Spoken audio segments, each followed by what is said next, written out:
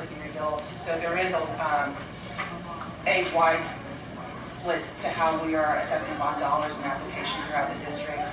Another third of the bond will be applied district-wide to technology, transportation, safety issues, and targeted issues. So while we do have major projects at many of the campuses, we also have targeted projects at most all campuses and have technology and transportation applications at all campuses as well. So really every student in the district will benefit from this bond. And lastly, we have some innovation projects as well that will really start to put some very targeted improvements in areas like the Rosedale School, which serves our most medically fragile students, will be completely rebuilt to adequately serve their needs. We also will be putting in health sciences magnet at LBJ to really bolster that opportunity. We'll be completely rebuilt in the Eastside Memorial and get a brand new campus in the former original Anderson campus, which will have the dual benefit of investing $80 million into Eastside Memorial, providing them with a state-of-the-art facility that will further enhance their early college high school efforts by being across the street from Monson Community College. And we'll also be able to restore the historic original Anderson building, which is a building from 1889 that has significant historical importance for our community. So those are some of the types of innovation projects that we have invested in the long run. You have 1 minute and 30 seconds. Would you like to add anything? Or? I think I covered it all. All right, thank you. Great. Any questions from the committee?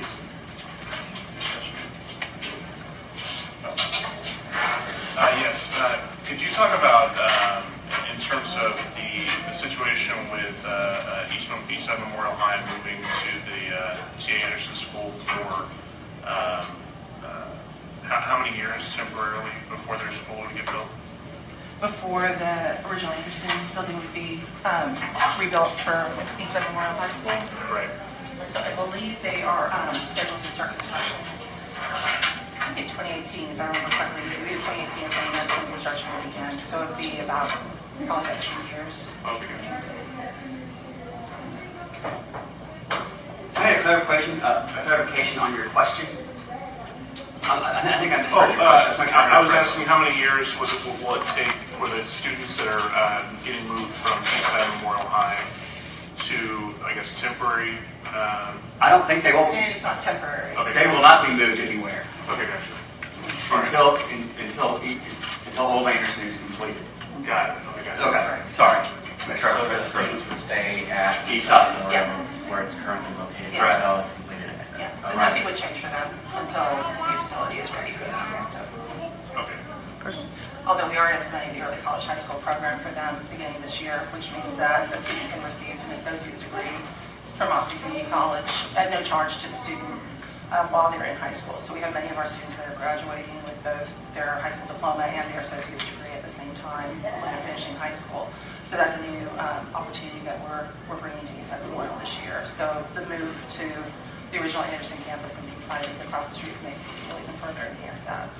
Yeah, thanks for clarifying the question. It was mostly aimed at if there was any period of time in which the students were going to be, in like a temporary type facility. Yeah, can I add to that answer? By the way, my name is Mark Littlefield. I'm a volunteer on the campaign. Just last week, I had a meeting with someone from the engineering construction side, and that was my question: is what is going to be the impact on elementary and middle school students, east, north, south, west, central, on construction? Is anyone going to be inconvenienced and move to a different campus while the campus is being redone? And knock on wood, I think things could change as they get into construction and get into those plans. As of right now, it looks like every campus that is going to be having major or even minor remodeling and construction is that their kids will stay on the campus. And there are a couple of questions about whether that was possible, just based on the configuration of some of these campuses, Cassis or Ann Richards or some of these other campuses, where it's going to be difficult. There's going to be a lot of work done. Can the work and the kids happen at the same time? And as of right now, the answer is yes. is that everyone's going to stay on their campus while the construction is being done. And as your question was, East Memorial High School, they're not moving at all until their campus is done over at Old Anderson. So just want to make sure I clarified that. Yeah, and I did want to bring it too, because I think there were some concerns the last time we met about the safety of the original Anderson site and what the integrity of the site was, and some suggestion that there may be a landfill that is underneath that site. That's not true. We have gone back and reviewed all the historical documents and records. There is no landfill under the site. There are some alluvial silts and things like that, but there is no landfill under that site. And there's actually documentation that the public can see regarding that on the website. Do you know what that is? What resources might you suggest for the public and members of the committee to look at? These 10,000 questions. So I don't have the URL with me right now, but I'd be happy to add it to the Google Doc or wherever it's convenient. Perfect. I've got it right here.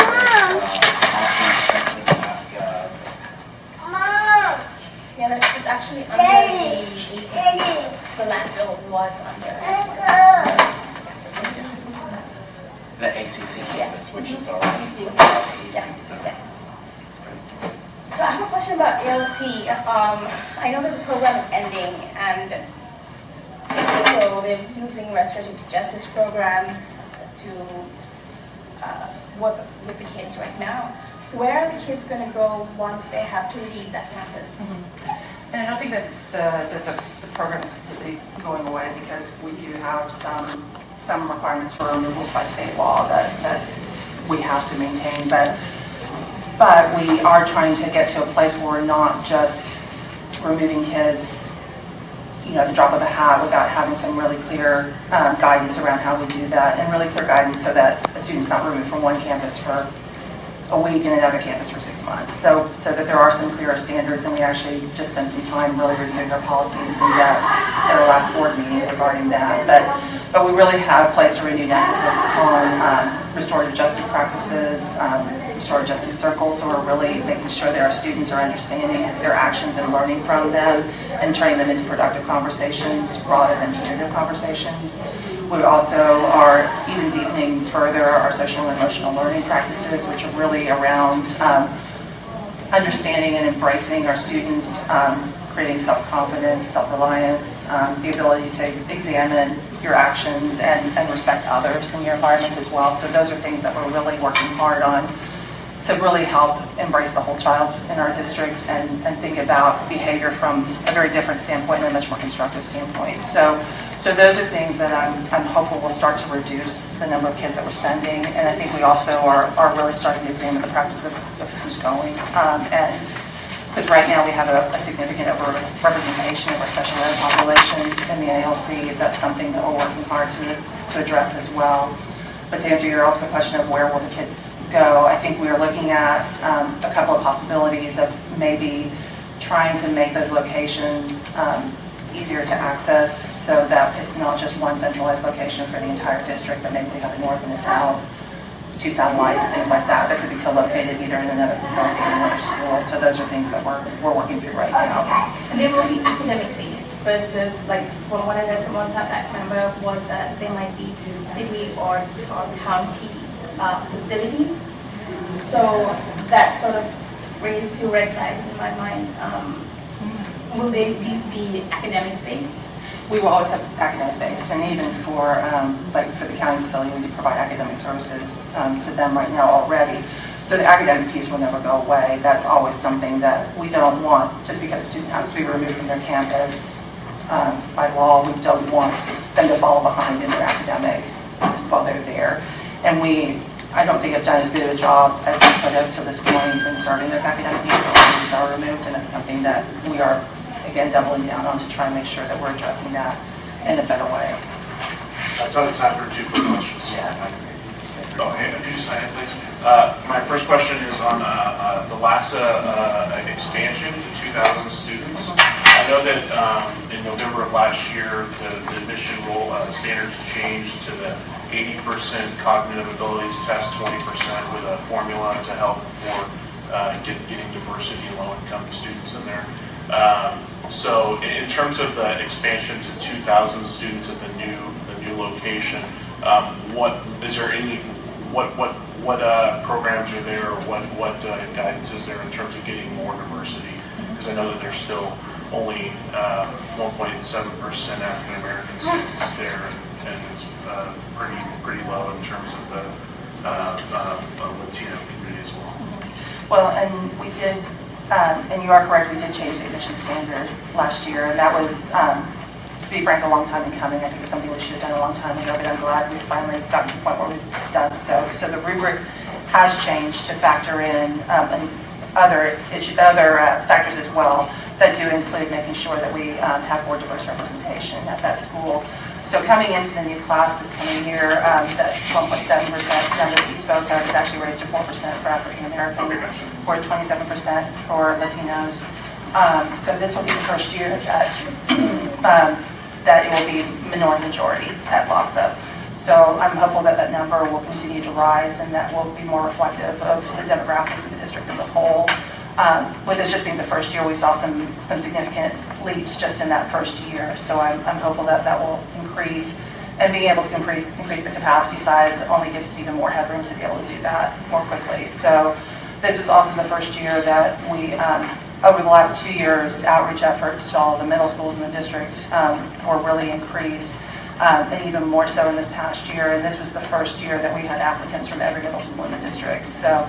And I think a third of the incoming class is economically disadvantaged. So we've had some significant gains that I'm really proud of, but again, they're the first step in getting where we need to be. Sure, awesome. And then the second question was on page 19 of the facilities master plan. It talks about the permanent or percent of permanent capacity, and you've got the zoning drawn out. And when you're talking about different zones that have calls for expansions in schools, dealing with very, very expensive facilities expansions. And you're talking about, some of the areas that have, Bowie has, 118%, right? And, you've got some areas like Crockett that are at 70%, some of the expansions, I guess, is there anything taken into account for zoning? Just to move around the zoning lines for having to mitigate the need for multi-million-dollar expansion, for instance, in Bowie.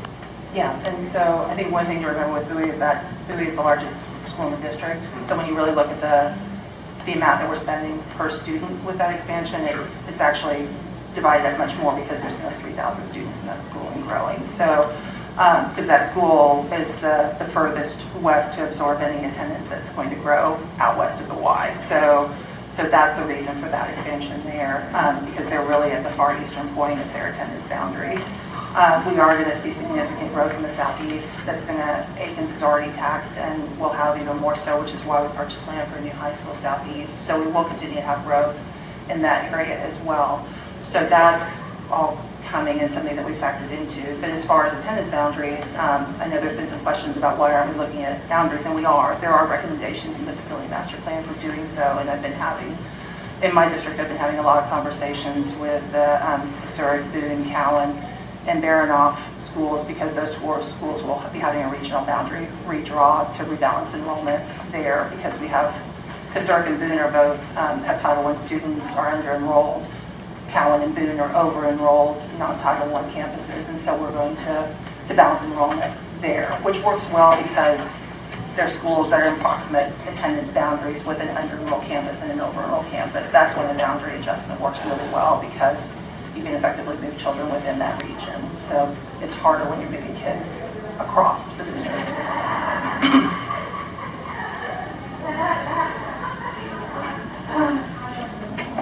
So there were 6 schools that were in the article that were being considered for sale. And from what I've heard now, they're not up for sale. So Norman, Rosedale, Sanchez, Metz, Brook. What is going to happen with them? I heard they're going to be revamped, but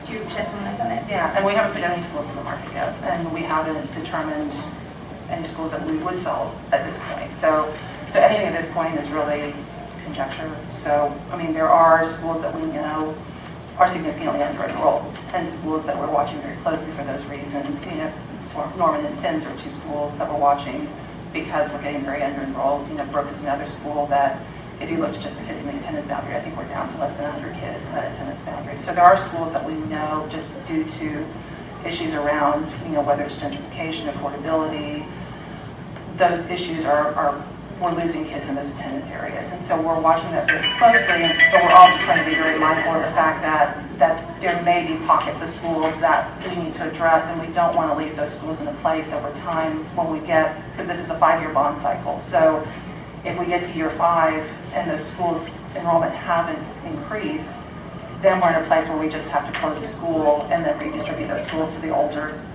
campuses around them.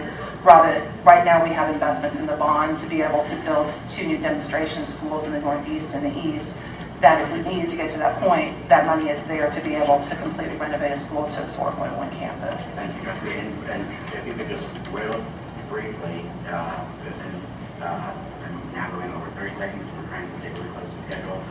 Those schools, when Norman, what is the nearest, or there are schools that are still close to both of those schools, and how far, what distance, like? I think Norman and Sims are less than, I think they're like 1.5 miles apart, and they're quite close together. So we're not talking about schools that are, you know, would create a huge attendance area. It's schools that are approximate to one another.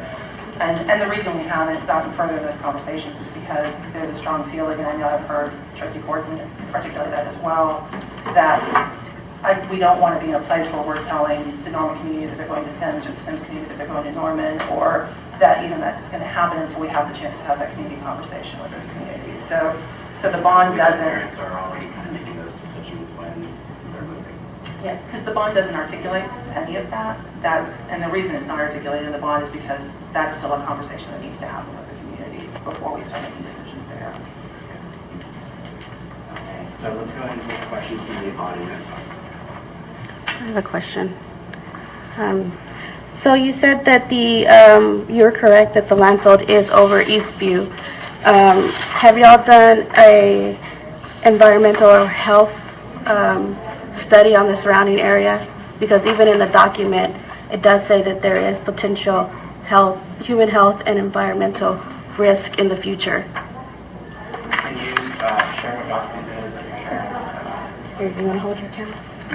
Can we get a copy of that? Yeah. It's one of the, it has it down, it's one of the dots. And if kids are going to be going to that Eastview to get extra credit, that's a concern. Okay, so your question for Ms. Wagner? Yes. Trustee Wagner, brother? And do I have health and safety documents regarding that? Or will y'all do a study? We certainly could if that's something that the community feels strongly about. Real quickly, can you, I think this is a good opportunity to talk about this. Trustee, the bond proposal will be on the ballot in November for guidance of we do here today for concerns moving forward. It will be on the November ballot. And so this is an effort to raise the money that we need, right? And so after raising the money, will there be an opportunity for the community to continue to have input and give feedback or participate in these conversations about health concerns and things like that? And I think there will be opportunities to participate in the design process, to participate in things like I spoke about. If there are schools that are under-enrolled that don't meet their target utilization plan goals, those will be things that will come up in community conversations. We have planned the bond in a way that we have construction projects that total up to the amount in the bond that are articulated in some ways in the bond. So, and that we have the bond projects sequenced and layered so that we know that we can support those projects within that bond and do it in a way that won't take the tax rate. So there are certain things that are locked in terms of total projects, but within the design of those projects and how they come to life, there will be chances for community input in that area. And that would be, am I right, real quickly, that's a bond advisory committee that would be formed after the bond is passed? So we do have the Facilities and Bond Planning and Advisory Committee. They will continue to stay active in those conversations. We also have brought together all of our committees that work together, and that includes the Environmental Safety Committee. The ESAC has met with them as well, so they're participating in those conversations. The Boundary Advisory Committee is working with them as well, as is the Citizens Bond Oversight Committee. And now, if the bond passes, then the project is over to the Citizens Bond Oversight Committee for oversight to make sure that the projects are being executed with fidelity. I think there's a question from the audience. Yes. And this is for our trustee. Could folks state their name? My name is Bertha Delgado. I am a City of Austin Housing Commissioner, as well as an advocate and an activist and an alumni from East Austin schools. I'm also a resident of East Austin, and I want to talk to you about how we are underrepresented in your trustee board. Our trustee board member, Dr. Mathias, has failed to consider our recommendations as residents, homeowners, community parents, and community representatives and advocates. We have created a PAC, a political action committee, and we have brought our resolution forward because we do not agree with the bond. It's not just the fact that our schools were up for conversation through the media, as the board has stated. It is out there in the media that our schools will be facing closure, maybe not this year or next year, but in the next 3 years. So if that is an issue, which we are having that issue, because you talk about under enrollment, we visited each school. We've worked with the FAB PAC. We've been through all of the 18 months of community engagement meetings that our Dr. Mathias has stated, which we feel. Can I stop for just a moment? And I appreciate everything that you're sharing, and I want to hear these things, and I think that we have all kind of heard these concerns. And so can we? Do you have a question? I have a question. Okay, you ask it. Where is it in writing that our schools are not going to be removed from are going to be closed? So what's in writing in our facilities master plan is a targeted utilization plan. And so all schools will follow the targeted utilization plan, which gives opportunity for those schools to increase enrollment if they are in a situation where they're severely under-enrolled. And that gives us schools time to do so prior to us considering closure. But I think it's important to recognize that if a school is severely under-enrolled, we're not serving our students as well as we can be. And we're trying to set up a situation where we're not just shuttering schools and casting children off to whatever surrounding campuses that they're in. We have put critical investments in the bond to build campuses so that there would be a state-of-the-art receiving campus for any school that's closed in the east or closed in the northeast. So How are our schools going to be advancing enrollment? What plans do you have for our schools?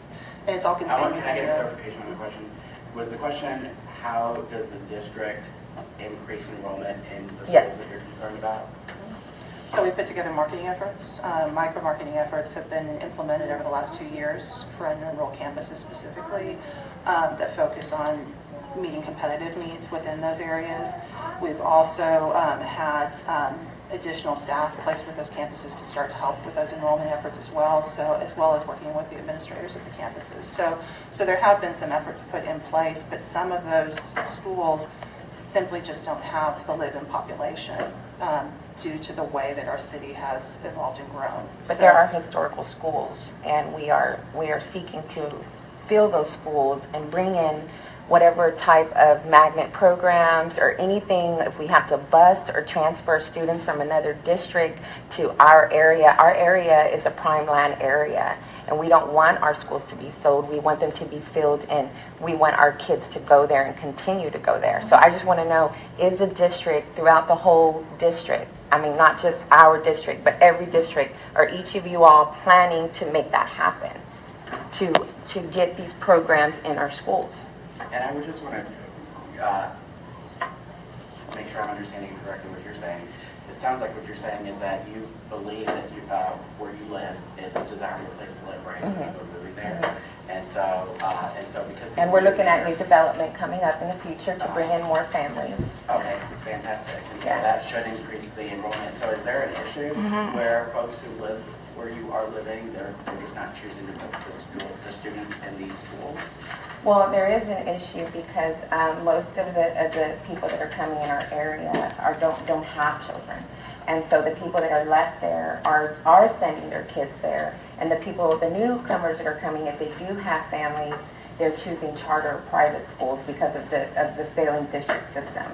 So there's a problem there, a gap, and what we're trying to do as a housing commissioner in our area is to bring in more affordable housing, but we need to fill these schools up with children, but now we're facing to get these schools closed, so we're not understanding what's going on here. Thank you, Miss. Thank you. Bertha. Ms. Delgado. Thank you.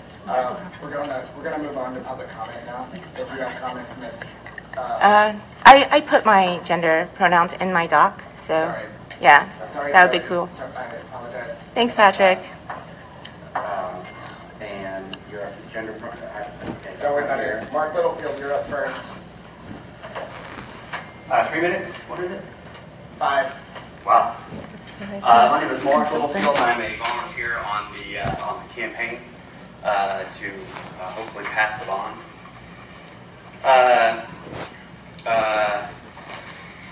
I'm never going to be able to speak as well on the master plan as Yasmin is, or as the FATPAC members are. The joke I make is that, I didn't serve on FATPAC, but I stayed in a Holiday Inn Express last night. I didn't serve on FATPAC, but I'm married to a FATPAC member. So for the last 18 months, every walk around the neighborhood, every drive across country on family vacation, we talked about the master plan. We live in a weird time right now about facts and news, and there's probably nothing more important than the public schools, the public education, and the equity and the equality in that public education. And this bond is maybe our last chance at trying to get that right. I don't know if this bond is the right bond or the best bond. I think it is. But more importantly is that if we're going to have a debate and a conversation about it, we have to have the right facts on the table in order to have those conversations. How many people were at the mall on Inauguration Day in Washington, D.C.? How many jobs has Donald Trump created, the last 6 months? Who got more votes, Hillary or Trump? All those facts are in question now, and it makes the conversation more difficult when they shouldn't be. Eastside Memorial High School is not being built on top of a landfill. Eastside Memorial High School is not getting $25 million to be shuttled off into a shuttered building. Ann Richards School is not getting $80 million for tennis courts. Houston consultants who've never been into our campuses while there were kids in the campuses are the ones who chose what's in this bond and what gets closed. If this bond passes, teachers and staff are not going to get pink slips. We've been doing a lot of walking and talking here in the last month. The campaign has not moved west of I-35 yet. We're staying east of I-35. That's where the conversation is. That's where it has to be. And I was standing behind one of our canvassers who was talking to a woman, and she asked those questions. She said, is Eastside Memorial High School being moved off the landfill? Are you going to put us next shuttered building? She had a Game of Thrones t-shirt on. She had a couple of grandkids there in the front porch with it. And I walked up to her and I said, I'm a Game of Thrones fan. 2, I've only seen the first episode of this season, so don't really anything for me. And I said, but winter is coming. We lost $400 million last year. We're losing $5 million next year. We're losing $600 million the year after that. Bad things are going to happen. I do not think that historically our programming and our facilities have been equal. I think this bond goes towards that a little bit, But I also think that more has to be done, but this is the first step. You want more kids in Lawson from all over the district? Number one, keep Lawson on the east side, check. Number two is that there has to be the programming in the middle schools and the elementary schools. Imagine that you're taking an ACT or an SAT and only kids on the west side or in central Austin get to take the pre-SAT classes. Well, of course your scores are going to be better. But if you want to have those programs and you want to have those facilities, you got to pass this bond. The last thing we'll talk about is the Jaime Padron Elementary School. That's the example I like to use. When that thing was first proposed several years ago, they're going to take an old abandoned facility, almost a warehouse almost, and make it an elementary school. And I said, this is why they hate us. This is a terrible idea. And they did it. And I went and took a tour of it about a year and a half ago. It's an amazing facility. It's like nothing that any of us have ever gone to school in. And it's one of the few elementary schools on that side of I-35 that's busting at the seams. There are families who are struggling to stay in Austin, who are struggling to pay their rent, to pay their mortgage, to find the jobs, and to keep their family in Austin. But in Jaime Padron, they do, and they stay there. Why? Because they're proud of it. It's one of the best schools in Austin. That's what this bond is trying to do. And I'll say this, the last thing I'll say is that this bond's going to pass. Good bond. Because I don't want other folks to have to feel like they need to go over time also. But real quickly, two questions. You were talking about a school that's in a warehouse? You won't believe this. Jaime Padron Elementary School. It's like that's Yeah. that means that that's the repurposed. No. Jaime Padron, they needed to build a new elementary school, and they were very innovative. And instead of buying a piece of dirt and building a school up, they bought an old warehouse and they repurposed it into an elementary school. Awesome. Okay. And you get to go to their website and look at it. It's quite amazing. Okay, I think that's actually the direction we should be going. Holy smokes. Okay, it looks like that we do have some allotted spaces over, so I'm going to recirculate the sheet. 5 minutes per, guys. There's a lot of very intense feelings. Trustee Yasmin Weka, you're the next on the list. Yeah, I don't know, since I've already spoken about it, I'll see the next person to come next. Great. So can I use your time real quickly to ask a question? Do you share the same concern that I have that some of the, you were talking about facts, that some serious misinformation. Do you share the same concern that I have that maybe this information is coming from groups that are not interested in making sure that schools are funded? Yes, but no one in this room. There's no one in this room. I don't see it in this room. Now, Don Zimmerman, some other folks, yeah, they just want no taxes, no spending, take public education, run the bathtub and kill it. Those people do exist. There's a reason Austin's getting screwed as hard as it is by the legislature. I do think that this is an emotional issue. These are our children, these are our schools, these are our neighborhoods. So, that emotional issue, no, but I do agree with you. It looks like my hand raised. I see in this room, I know people who want to see our public schools succeed and be funded.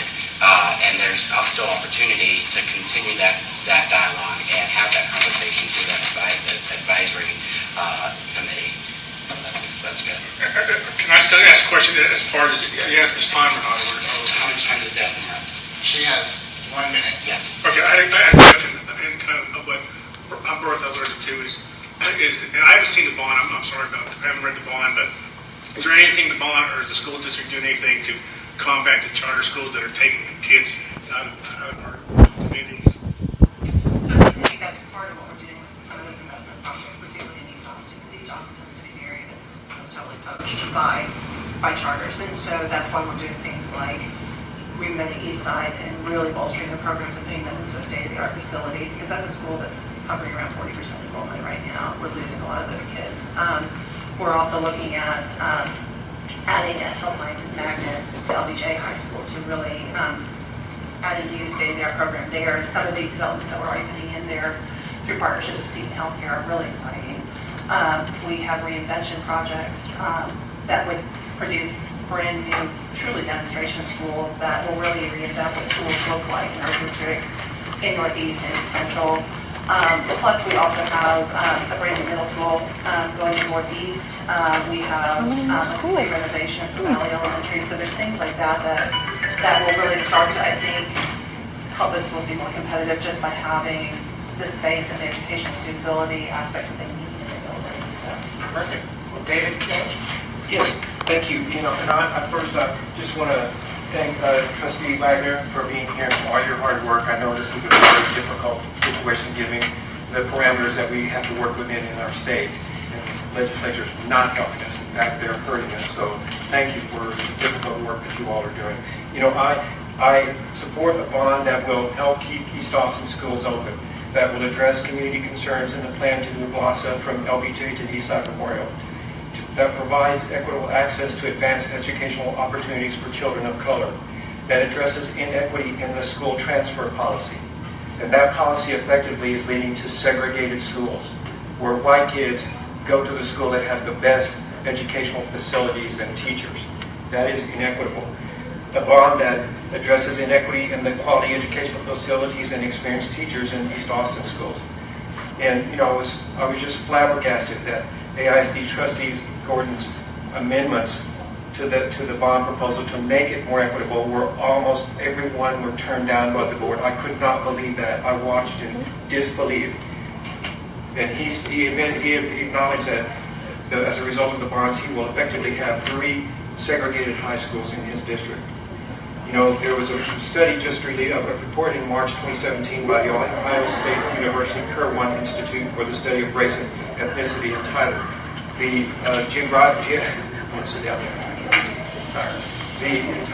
Geography of Opportunity Austin Region Report. A statement from the report addresses educational opportunities in the Austin MSA, and it says, educational opportunity in the region was measured by assessing conditions and performance in local schools. Assessments of teacher experience, student socioeconomic status, student-teacher ratios, test score results, and student retention were used to assess high and low opportunity schools. Data was collected for local elementary schools to capture the smallest scale of educational data available. The east-west divide along I-35 is evident in educational conditions in the region, with all high opportunity areas found west of I-35 and areas of low educational opportunity are concentrated east of I-35. That says it all right there. So what we've been doing is not working. It's going the wrong way. And I know that it's a tough challenge with all these parameters, and I'm not blaming any one person or anything. It's our system that needs to be changed, because I know this is not what we want being said about our schools. And I hope that AISD is actively involved in Codex to help ensure that it helps to address the decline in families with children in our urban neighborhoods. We're seeing that happen, where because of our development that's going on in the urban core, primarily singles and high-income singles are moving into the urban core, and our families with children are being pushed out to the edge of our city. And I know that's another challenge, and that's not easy to solve, but I really hope that AISD is there being part of that, and I will be there to help support the strategies that help AISD with that problem as well. So thank you very much. So Mr. King has 2 minutes. Would you like to cede your time to the next speaker by the name of Monica Sanchez? Sure. I have a follow-up question. You want, David? That's fine. Keep going. Did Dr. Gordon vote against the bond? I think he did. I think he was the only one. Yasmin, is that correct? Yeah, the first one, he did. Oh, the first one. Hold on. Did Dr. Gordon ever cast a vote against the bond? I don't know the answer to that question. Did Dr. Gordon ever cast a vote against the bond? He did not approve of the bond. Did Dr. Gordon cast a vote against the bond? You were asking a question to him. No, ma'am. You're the one who stated it. I just want to get this on the record. I'm Interesting. Did Dr. Gordon vote against the bond? We're going to treat each other so you don't have the answer this time. So she doesn't have the answer, so let's go ahead. Yasmin, did Dr. Gordon vote against the bond? No. Is Dr. Gordon in support of the bond? 30 seconds. Thank you. Everyone watch the June 19th video, and you can see how Dr. Gordon really feels about the bond. Thanks. he voted for it, so I mean. After a lot of pressure and accusations of manipulation, he was not in support, but he wanted some schools. So Is yeah. like very capable. This is your trick question. And this really doesn't serve anything, because we know how Dr. Gordon voted, or we've read the record, so thank you. Monica Sanchez, Can I let Bertha Delgado speak first? are you ceding your time to her, or? No, I actually signed up. She's the very next Let's speaker. go on, Bertha, to go first. That's Can fine. we just swap places Yes, on the yes, list? Okay, I have 3 minutes. no, 5 minutes. Okay. Okay. So, you all know who I am already. We're not here to fight with the district as far as who's right and who's wrong. Okay? We are parents of the district. Okay, so our kids go to these schools. So we're not just people that are trying to rally a crowd and say, no, don't vote for the bond. Our families work for AISD. Okay? They clean toilets. They're laborers to AISD. They're teachers, they're educators. Those are our people, our minority people, our color. So we're not here to go against the bond. We're here to ask to rewrite the bond. Because if you go through the bond, if you haven't written or read the bond, or you weren't a part of writing the bond, there's a lot of discrepancy to that bond. A lot. And we can sit here all day long and talk about it. But it'll be a campaign against a campaign. Because we have a campaign against the bond, and you have a campaign for the bond in East Austin where we live. So we're here to ask you all not to support the bond, because we want to rewrite the bond. Because the bond does not serve our minority people. Our schools are not just facing closure, but like she said, there is nothing that has been in place, in writing, that is going to save our schools and make sure that those schools will not be closed. If you look at the bonds, the amount of money that's being allocated to certain areas and certain schools still doesn't make sense. These are our tax dollars. This is not AISD trustee members' tax dollars. Well, she probably included, but it's our tax dollars. We're paying for this. So of course we're irate, of course we're frustrated, of course we're upset. So as we continue to canvass our neighborhood, canvass and talk to our people about how unfair the bond is, because it's our tax dollars, our voices count. An AISD trustee board, there is 7 trustees who are primarily from West Austin, and only 1 Latino and 1 African member, or 11%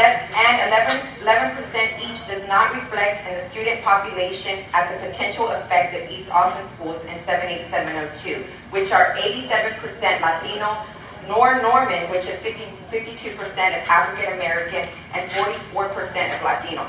So I want facts.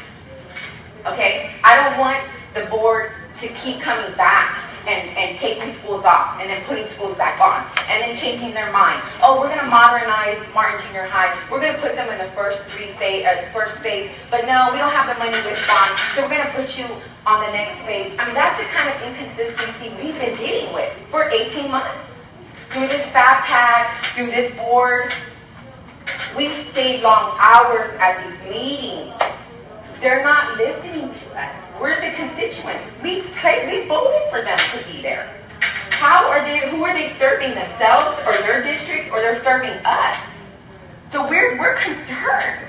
This is a very high amount bond here. This is not just, and we know we need it. We know we need technology.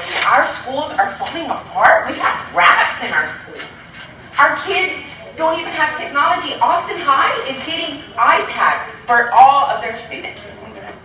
All. But East Austin's not getting anything. So we know we have a lack of resources. We know we need the money. We know. Our people work there. Our students go there.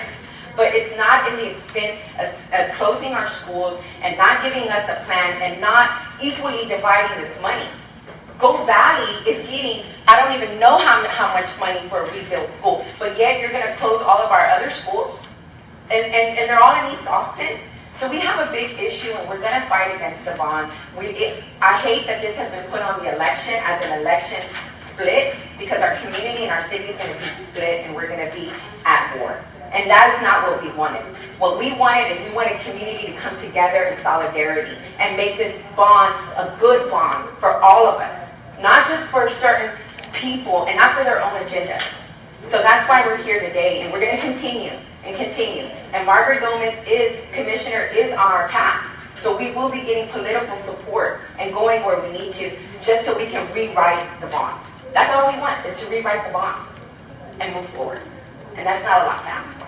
Thank you. Okay.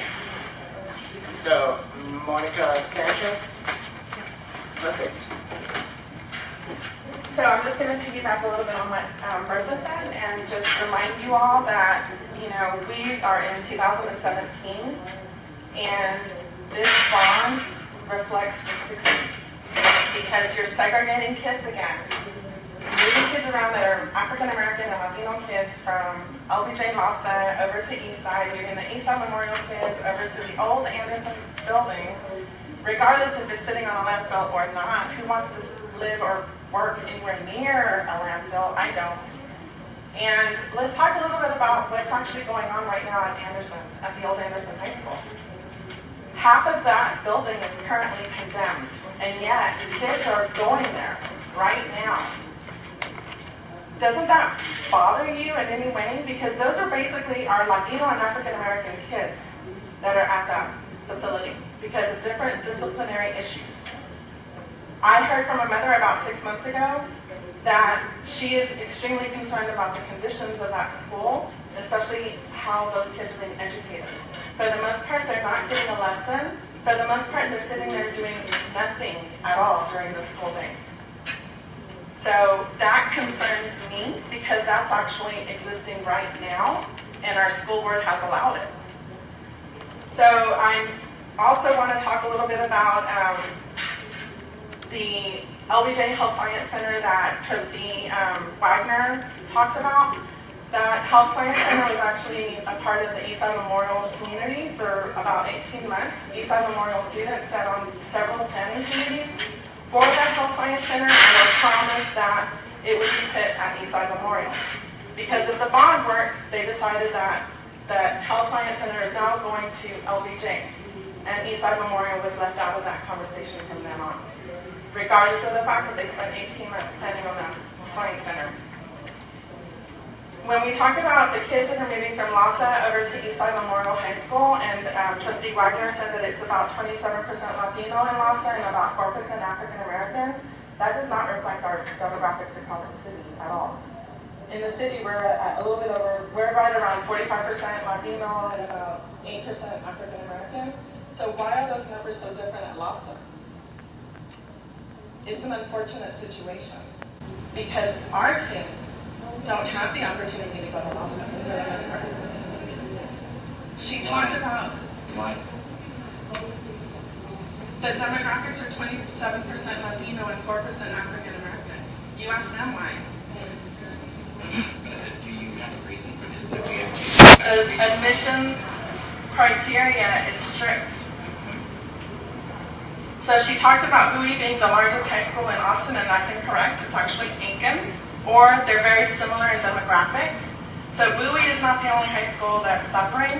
If you go to Aiken's is overcrowded as well, but nobody wants to talk about Aiken's because the Bowie high school parents are much louder. Let's also talk about the mayor's task force that was written about 18 months ago, the task force on racism.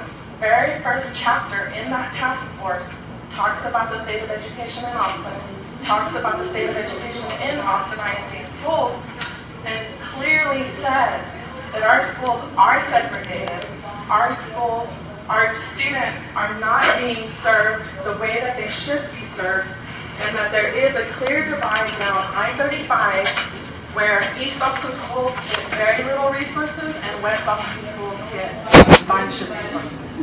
And that's from the mayor of Austin. And that task force completed its work about 18 months ago, and so far nothing has changed at all. Our schools remain segregated. They remain underfunded, especially the schools that are now possibly up for closure. And, it's just unfortunate overall. They also said that, Okay, they also said that Houston consultants recommended this proposal. Houston is not Austin. Austin is very different. It's unfortunate that we're having to look for other cities to tell us how to do things. When we as a city, as a community, understand our kids better than anyone else and really realize the reality of what's going on in our streets, in our neighborhoods, in our schools, and we are fed up. So our political action committee will be working very hard to defeat this bond, and I ask you to please, if you have to vote today, abstain. You don't have to vote on this resolution today. Thank you, You Ms. can Sanchez. find more information, you can ask more questions. You can sign up again, because we have some open spots. Thank you, Ms. Sanchez. Okay, and so next is Joey. Before we go to Joey, we want to let you know that our expectation is that we will be here until 11:40, which is when 11:55 is when we'll adjourn, but we want to take the public comment all the way to 11:40. So there's still space available. So if you want to speak again, go ahead and come up and put yourself on this list. If there's anybody here who's not on this list yet, go ahead and get yourself on here. But we do anticipate going to 11:40 with public comment, and then we will be having a vote at 11:45. Joey Getzik. Well, thanks, y'all. So I have several things to say, but I'd like to start by asking you to think about why you all volunteered to be on this committee that is handling policies. Because policies are they're very powerful and they make change and they're kind of quiet and people don't really think about them, but really policies are what make the most impact on communities. And so just why? I know you're volunteers, part of the Travis County Democratic Party. Just think about that as I talk, because the Democratic Party has certain ideals, certain values, and I wasn't aware that segregation was one of those. I wasn't aware that gentrification was one of those, but maybe it is. I don't know. We'll see with this vote today how the Travis County Democratic Party feels. I was also at the Circle C talk recently, and I heard Rich DePalma, who's a strategist, I think, or he might be the consultant, although I think you're the consultant, actually. But anyways, he was talking about Bowie. And he was saying, Bowie, it's the third, it's in the bottom, the lowest three schools, like the worst, it's just the worst. But the Bowie parents came to me and they said, please don't close our school. We need our kids for the program. We just need extra touch-ups. We need a parking garage. We need extra things. Don't tear down our school. And he said, so we're not. So we're listening to them. And they're going to get their parking garage and they're going to get lots of facility improvements, but we're listening to them. The third worst school, supposedly, right? At least that's what the numbers say. So he says. He is on the campaign team. But anyways, I just wonder, why are you listening to those parents when they come and talk to you about how important their school is? Why them? And why not all of the parents on the east side? I'm curious about that as well. And I'd also like to ask you, since y'all are involved, why Bowie? I'll take it. But keep it brief. All right, please. Are you ceding time to him? We're not having a dialogue. We're making a comment right now, so if you can finish your comment, please. Okay, because I think people did that before. He can speak, it's fine. Yeah, if you can just keep it brief. There were two proposals. Number one was building a new high school in Southwest Austin. No one liked that idea to relieve overcrowding of Bowie. Back up. Not everyone liked that idea. That would create more growth over the aquifer. That'd be very expensive. And so instead, they took money that was left over, money that was allocated in 2008 to expand Bowie. That way, we are not building a new high school, not hiring new principals, vice principals, staff, facilities, saving hundreds of millions of dollars in the short term, hundreds of millions of dollars in the long term, and that's why Bowie got what it got. And could I add to that too, that with it, we also purchased land in southeast Austin for a new high school. That'll be the first high school built east of 35, and I can't remember how many years, but that. Why are you building a high school east Well, of touching 35? on, what When you Ms. have high Sanchez, school. well, touching on what Ms. Sanchez said about, and this is in Far Southeast High School, where we're having, Far Southeast Austin, we're having explosive growth around Midnight Ranch. So that will relieve the overcrowding that you spoke of at Aikens. So we do have a mind to planning, and it's important to think about this as a 25-year plan. This isn't just one bond. This is how we're going to accomplish the goals for the district over 25 years. So why those parents? Why did those parents and those administrators get their school not at danger of closing, but not for East Austin And parents? Bowie was never in danger of closing. Oh, that's what he That's said. misinformation. Oh, yeah. Bowie was never in danger of closing. Bowie is way overtaxed in terms of enrollment. All right, I'm Bowie's gonna no- just yeah, reclaim my time. Thanks though. 1 minute. Great, thank you. And thanks for keeping track of time, because I am basically for the clock. And thank you for your answer. I'll probably sign up again. So I guess, I hear that the target utilization plans are supposed to fix up these schools, and you've got the micro-marketing efforts to make them more appealing. But does anyone really think that enrollment is going to increase in the schools? Like, because of these efforts, when you've got all of these other schools? I'm wondering, why is AISD an open enrollment charter, or not charter, why is it an open enrollment district? Like, wouldn't that, closing that, stop the flow of people coming in? I don't know, why is it open? And then, I think there's a lot of other ways, but I'll sign up again. Thank you, Joey. So just 1 moment.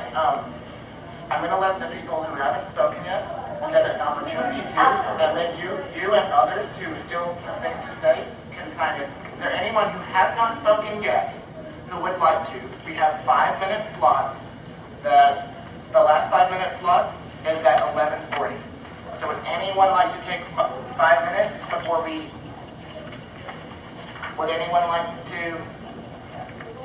Mac, you're the only one here who hasn't spoken. Okay, Joey, if you wouldn't mind, would you come up and sign in if you'd like to keep talking?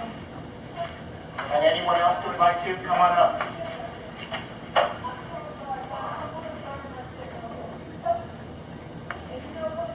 Mr. Knox, you had said something to the effect that people should talk or the committee should speak. Adrian asked if each member will have an opportunity to give a statement before they cast their vote. Yeah, we'll do that. We'll allow each member to, give a brief statement on their feelings about the bond and cast their vote. So the brief statement is 30 seconds, and every single vote on this committee? Yes, sir. Okay. Is there time to ask questions to the committee and to the? Okay, we presently have 10 minutes of free time. Precinct Chair Knox would like to ask questions. I don't want to ask you because I would ask all the questions I'm going to ask questions. You would like to? I just asked a simple question.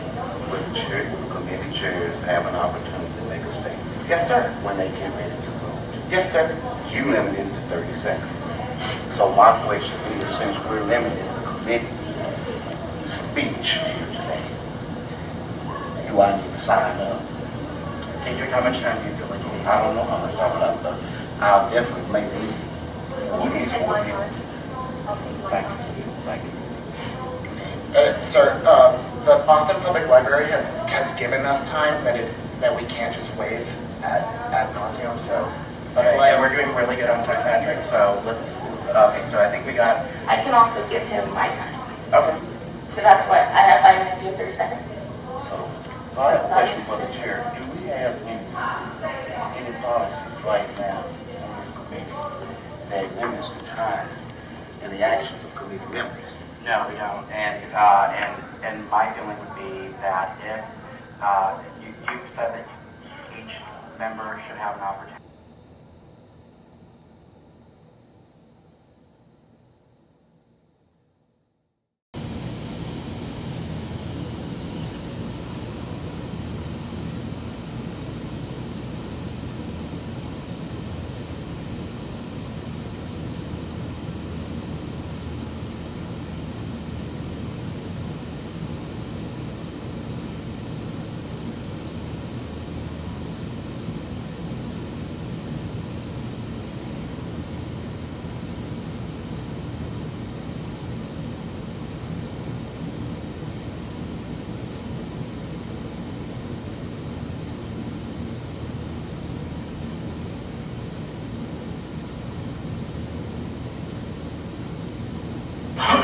like,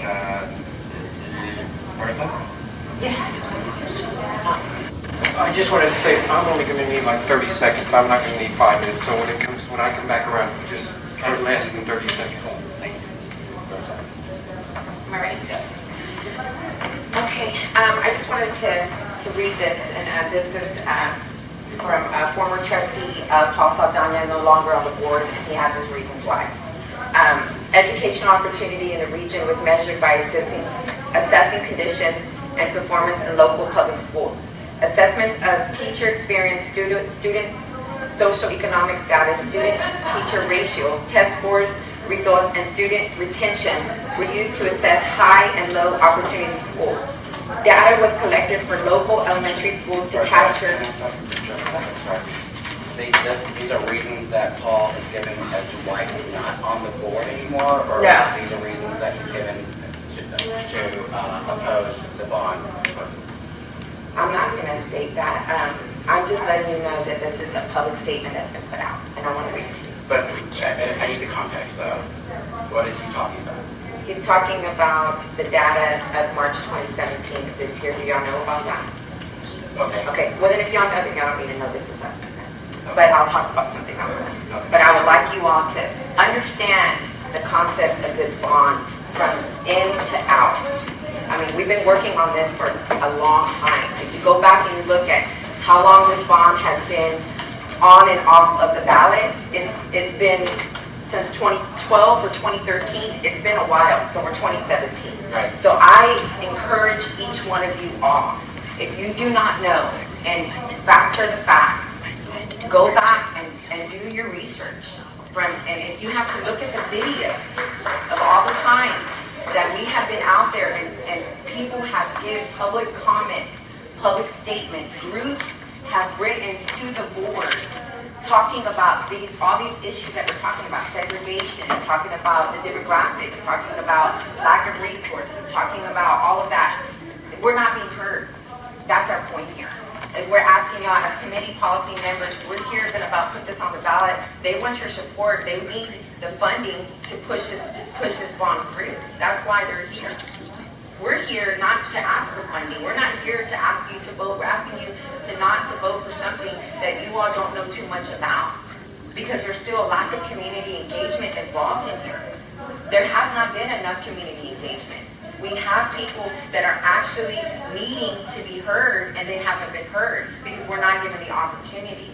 And I need you all to look at this in a big picture, and not just the fact that we need the resources. This is the only time, what Mark was stating, we don't do this, we're going to be in a crisis. That's not true. That's not true. We can go back and we can rewrite and have these discussions again and get this bond passed without putting it on the ballot. Them putting it on the ballot it's going to make, like you all said, the people of Zimmerman and everyone else is going to go against it. So they're going to campaign with us, and the bond's going to fail. I guarantee it. We're going to work hard to make it fail, just so we can go rewrite the bond. So all I'm asking is to stop creating division and start supporting the people like us that are volunteers, that don't get paid, that are not elected officials, and that are not out there speaking for the people that they're not constituents of. Those are not my leaders. My leaders are not even here today. But we're here to lead the people and lead the movement because we're not being heard. And we want things in writing. We don't want talk. This is too much of this. Too many lies, too many, we'll see. Well, we're going to talk about that, or we're going to develop a committee. No, we don't want to go through that anymore. We are the oppressed, okay? And we have been neglected. And we have been shut out in every conversation, in every dialogue. We no longer even get emails to go to any meetings. I found out about this meeting, thank God, by Monica. If she was not watching this meeting as a hawk, I would have never known. I would be at home with my family right now. So I want you all to understand the vitalness and the severeness. The media would not have got involved. People are not getting involved just to say that they just want to go against the Democratic Party. I'm a Democrat, and I've ran campaigns. Okay, Sarah Ahart is judged because of us that put her there. So all these elected officials need to understand who their constituents are. and their constituents are not being heard, and that is a vital issue here in Austin. We are being not just displaced, but we're losing our education and we're losing our students. And I am an Aiken parent, and so my voice does count. So all we're asking is for you all to think about this and go back and rewrite. First, I asked a couple questions. Wait. Mr. King? Yes. So I'm just gonna, at 4 minutes and 30 seconds, you said that's all you need? Yeah. I'm gonna allow this discourse to continue. Cool. Can you finish the statement, though? You didn't get to finish the statement. You were interrupted. At the end, all I ask you all is to go back and let's rewrite this bond. We don't even have to put it back on election. We can get it approved. We can get enough support to approve it if we just go rewrite it. That's why the people are upset. They're not upset at the fact that it's going to be on the elections. They're upset because their voices weren't heard through the process. And that's why we're here. You got a question? Okay, yeah, I have a question. When you're saying we, have you quantified that? Or you're speaking for how many people? Because my view is that in November we'll have an opportunity to see who we are, and that would be done by a vote that would be democratically held, right? And so I understand. I want to know when you say we, who's we? We are the East Austin community, which I represent. And I represent the east side as well. And my demographics, I'm the president of East Town Lake Citizens Neighborhood Association. I have almost 10,000 homes underneath my association. Those are the people that are impacted by Sanchez Brook and Metz. That's our area right And there. how many active members? About 350. How many dues pay? How many pay dues? 25, 30, but we pay the dues for them. And that's besides that, I'm also the commissioner of this demographic area, which is the City of Austin Housing Commissioner, which, like David King says, code next, that's another fight that we're fighting. So besides that, I'm also a member of the Roundtable. I'm also a member of the Hollywood Commissioning Committee. I'm also a member of the Every Rendon Holly Shores Master Plan. So I sit on several boards and commissions. That's not what I'm here to talk about. Right, but okay. You would agree that when you say that folks haven't had an opportunity to have a say in this bond, they would certainly have an opportunity to have a say in this bond in November. Well, it just depends. How many have been registered to vote? How many are really going to come out and vote for the bond? We have a problem with our percentage in East Austin that doesn't vote, and that's the issue here. Now we have to go get them registered. Now we have to bring them out to vote. That's the key here. Why was that put? I think that the people of Austin are, speaking for myself, I think that the people of Austin are entitled to see that. Right. And how many minority people do vote? How many minority people vote every election? Very low percentage. Yeah. So that's going to be our job to do. It's another job on top of another job, but we didn't have to do that. All we had to do was be heard, be on the dialogue, and come into a compromise, and we wouldn't have to do that. My second question is, when you say you want to rewrite the bond, how much time are we talking about? How much more time do our students need to suffer in these schools and with the lack of resources, the lack of facilities? They've suffered 30 years. And when you say you're not being So how much more time? How much more time? In the next couple months. Bertha, when you say you're not being listened to, you're looking at 6 volunteers who came out here to listen to you before we gave a recommendation to the party, and you still have an opportunity to go speak. So, the headline, you are being listened to. Multiple elected officials have come here today to listen to you and all of the attendees. I want to quickly add to that by letting you know that the bond, the 4 bond folks came to the CEC, and we're asking for the CEC, the Travis County Democratic Party, to move really quickly in endorsing this bond. And as a party, we said, wait, we're going to take a good look at this. We're going to refer this to this committee. We went ahead and postponed the vote. I think that's how I remember. But we let everyone say what they needed to say and do all the research they wanted to. Thank you. Thank you so much for doing that. Okay. We appreciate that. 30 You have a question? Yeah, you're saying if it doesn't pass, that it can be fixed and implemented anyway? I didn't understand that part. I believe that we can go back to the the drawing table, just do whatever type of modifications that we have to, rewrite it and get it passed through by a vote. We don't have to put it back on the ballot for next year. Next year's council election and every other type of election. Why do we have to divide the city and fighting for a bond vote? That's my problem here. Because they stated that, oh, we have people who come out and vote. Our minority voting is not a high percentage. It's very low. So it's just. The bonds have to be passed. But they have to be voted on. Right, but what I'm trying to state here is that we are not in agreement of the bond. So it's going to cause a division and a community break. That's what's happening here. Our city's going to break. Have you finished your thought? Yeah. Bertha? Thank you, ma'am. Thank you. Mr. King?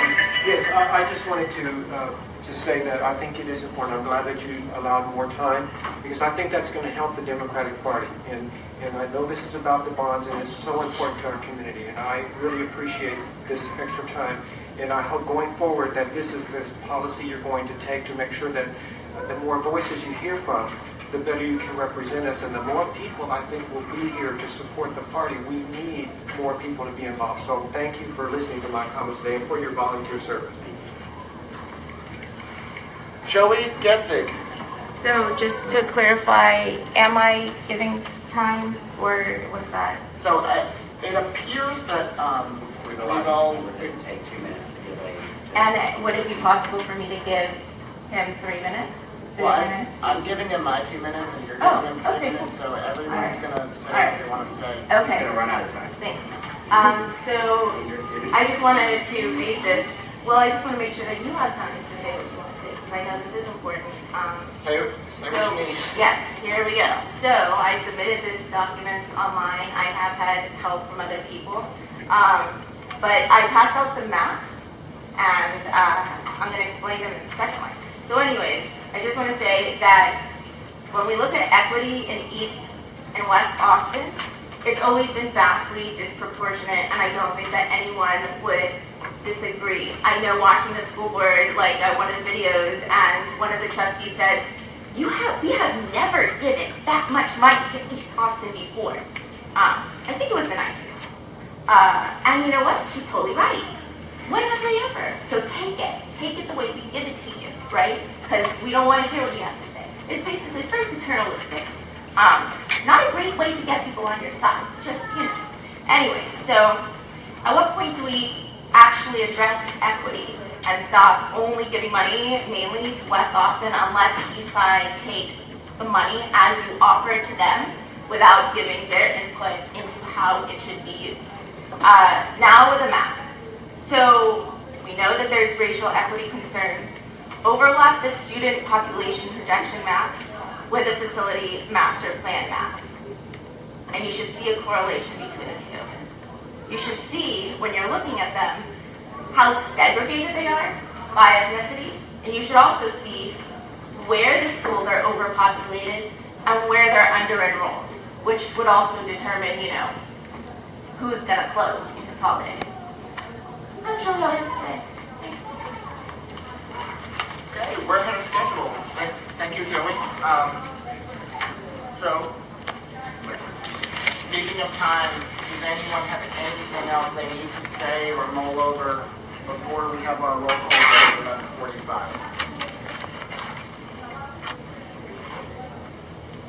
11:45?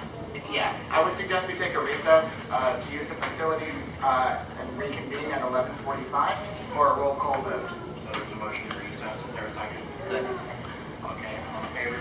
Aye.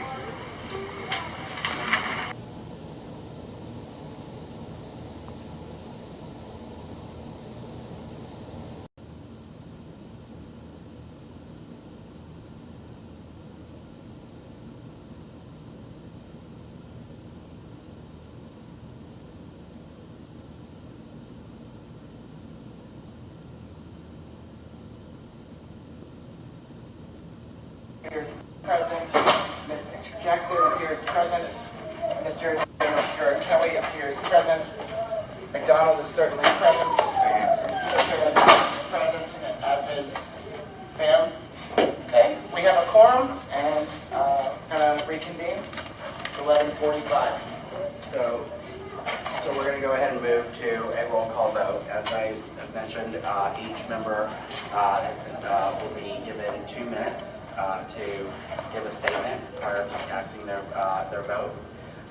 If there is a member who does not want to use their full 2 minutes, they can give those 2 minutes or any remaining time to any other member on the committee who would like more time. And so we'll go ahead. Deidre, can we start with you? Is that all right?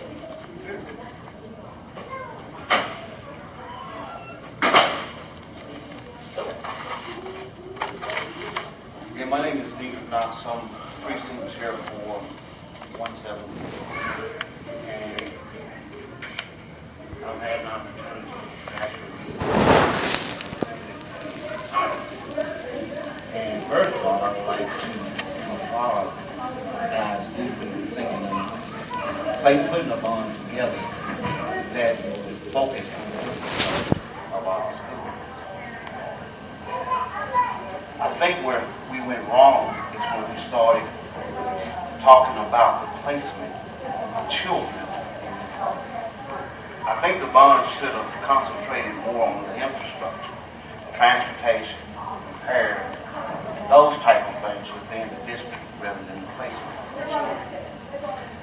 When you started doing that, it started to look more like a smokescreen for other things that may be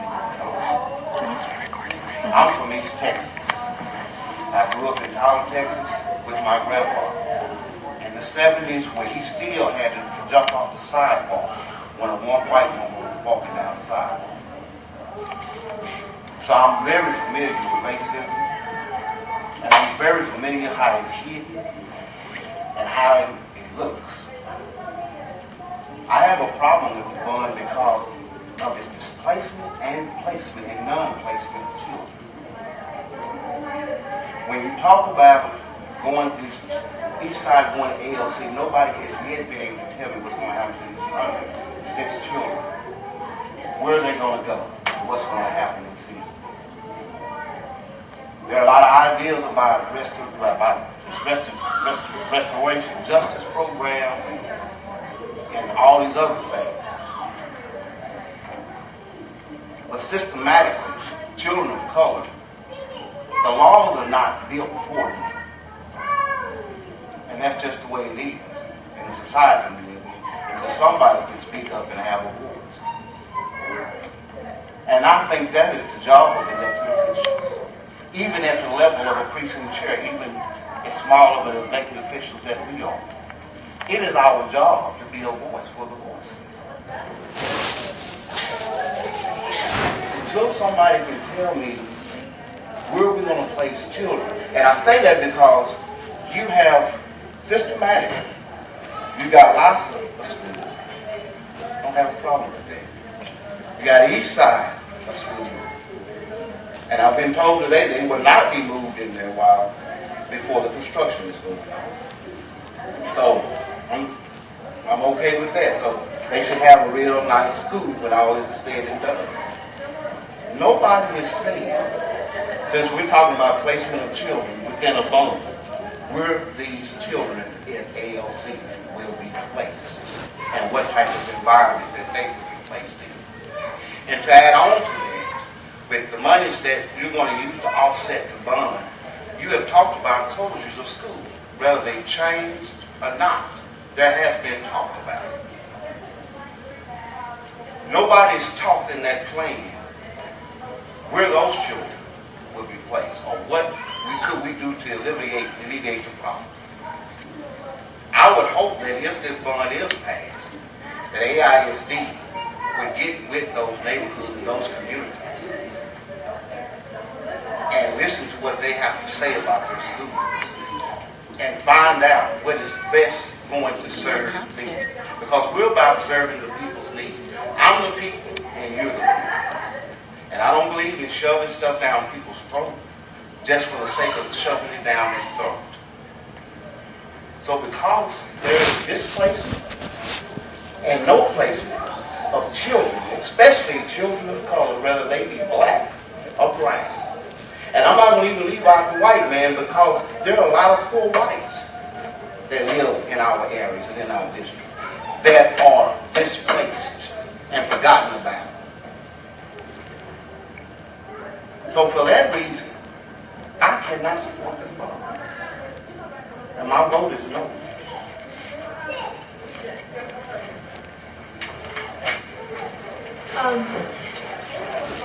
So I think that hearing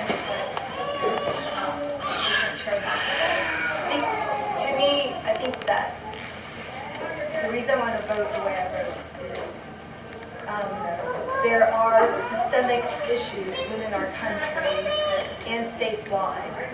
So our district is not particularly flush with money. There's been 5 billions or 4 billions, whatever the number was, in terms of the shortage. And so we're all, I think, crunched. And so because of the way the state recapture, it's a whole lot less money. And so it feels like we're kind of fighting each other, kind of divvy up a very small, thinly sliced pie. And so I think the way that the system, the way our government, the system, every sort of inequity that's been set up, it's made us sort of end up fighting each other and dividing the district. So I have children that are in the public school system, and it's on the west side, and it's overcrowded, and I don't see the richness that is over there. I think the kids, because of the socioeconomic way that's over there, a lot of parents are involved, and so they have those advantages that maybe children on the east side may not have because the parents are working full time and don't have that opportunity. So that the society is set up to set up those inequities, which then passes on to our children. So I feel like the ASD is trying to do the best they can. They can't solve the whole society problems, but they have to try to do what they think is best. And listening to all of those concerns today, I hear those concerns from the parents. And I feel that my heart is on that, they're concerned. And so in that passion, I think that sometimes what I'm hearing is a little bit, there's some dissonance in terms of the members of the community as well as the IC trustee here that makes me feel, for example, the issue with the information about the landfill, which was not quite completely true. I guess it was a little bit cited. And then the other thing was the trying to fill the school in your district there. And the thing that I heard was like getting children bused in from other areas, which to me, if I have kids in another area, I don't particularly want my kids to be bused in just to fill the school, just to kind of keep it open. So then that may put an undue burden on other districts. And then the issue with the Bowie High School, well, there was reason why it was done the way it was.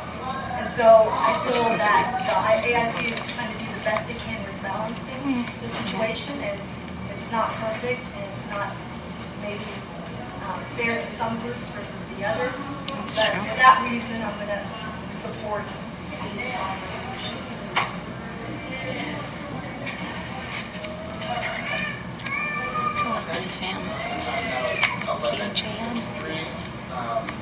I ceded a lot of time to chair talks. I just want to speak to a couple concerns, and I'll be as brief as I can. In this course of in this meeting process, I've heard members of the community conflate the values of the Travis County Democratic Party and the Democratic Party at large to segregation. I don't know how you came to that conclusion. Look at the maps. That's okay. That's your opinion to have. I did K through 12 in AISD. I went to Bowie, which was overcrowded at the time, and then moved to a different part of town, and I went to Austin High, which was profoundly overcrowded, where the disparity of our district is visible. There are children driving BMWs, which is cool, and there are children who live in the Far East Side as their home district of Austin High, who take 2 public buses. We had the pillow at the time. I'm aging myself. So,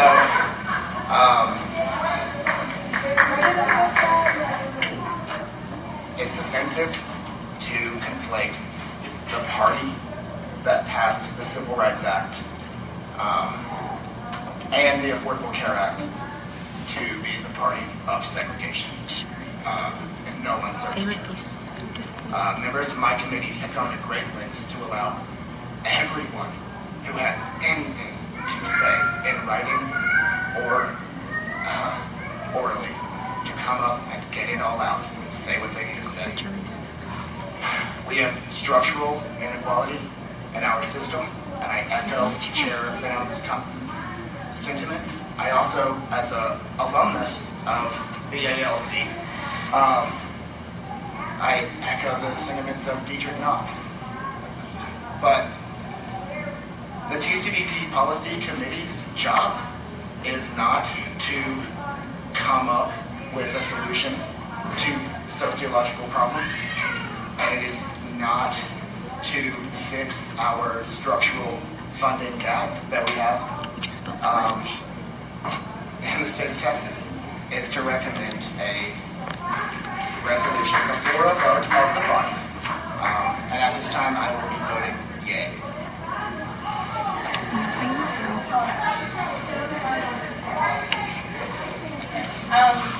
I think that the bond sounds great on paper. It sounds wonderful. I think these kids could all use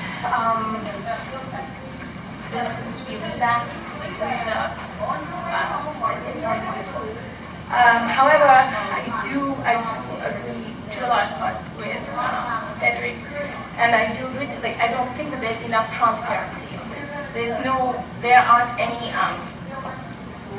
clarity on what exactly is going to happen to a lot of the 6 schools involved and to the kids at ALC.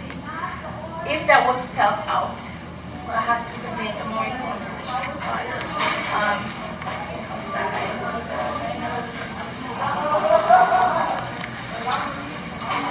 Okay, so just a quick background on me, and I apologize for missing the last meeting.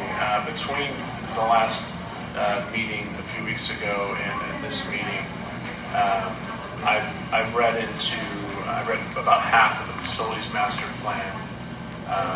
I've read articles, ranging from calling for an independent committee to talk about the disbursement of the bond, taking BAPAC's recommendations. I've sat down at lunch with 4 different people,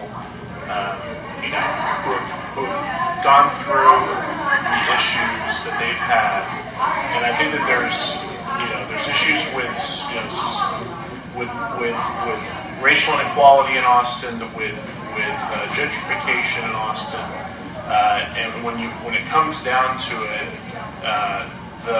the bond being there or not being there, those problems are still going to be there. And I think that if you delay on top of the account of all the meetings that BAPAC has had, I recall being in an engagement meeting for Representative Gina Hinojosa, and there were people there, that had come from a BAPAC meeting, and they talked about Joslyn Elementary at the time, and so I did hear from the community that there were people that were going to the FABPAC meetings and whatnot. So in terms of transparency, I did look into the top.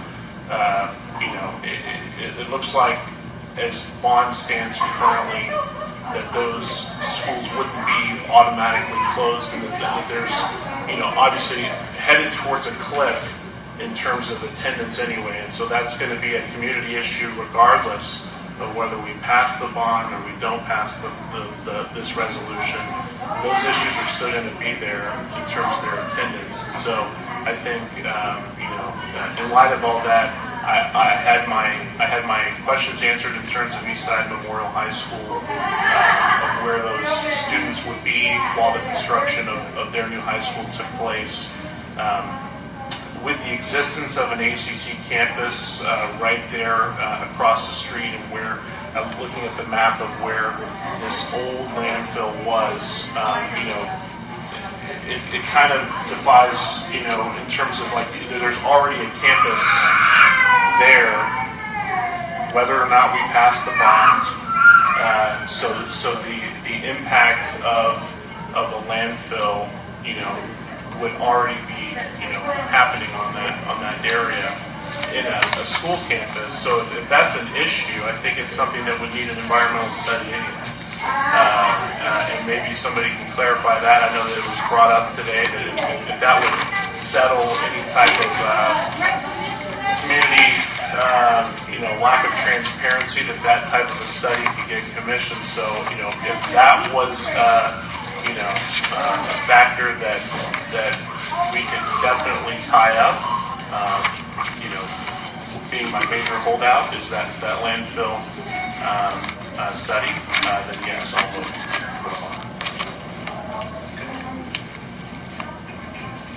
Cool. So I'll keep my statements brief because I think that everybody on the committee really stated in one way or another my feelings. And thank you, Mr. Rick and Michelle, for the concerns and for your willingness to speak for our constituents and for voters in the way that you believe wholeheartedly based on what you've heard and your concerns and your values. Thank you for your vote. But I will be supporting the bond resolution. I believe that we can't, it was said earlier that that this vote would somehow indicate whether the Travis County Democratic Party believes in segregation or racism or not, and I have to just completely disagree with that. This vote is about students, and it's really just that simple. This is about raising the money that we need to get the good facilities and good resources to our students, which is, we've been talking about the environment lately. We've been talking about several issues that are all being described as critical issues, that we're hitting a tipping point. That's where I believe that we are when it comes to the funding for AISD schools, is we are at a tipping point. And so we cannot wait any longer. We cannot allow our students to suffer any longer. We need to raise this money. I'm absolutely confident in everything that I've seen from LabPAC, from AISD trustees, that they will continue to seek and take input from the public and allow oversight. So I'm absolutely confident in that. And the last thing I would want to say is just to encourage those here and watching that your coalition is not with Don Zimmerman. Your coalition is with progressive Democrats. And so keep coming, keep having that conversation with us. I just want to discourage you from believing that your coalition and that you're like-minded with the folks on there. It's not. So my vote is yes. And then, just briefly, we have a 4-1 vote to recommend the resolution. 4-2. Oh, let's raise more people. I don't think. It's 4-2. So, Mr. Chair Knox or Chair Jackson, which one of you would like to submit the minority report to the CEC at the CEC meeting? You can submit, okay? So, Chair Knox, all right. I move to adjourn. Thank you for your time. Thank you guys.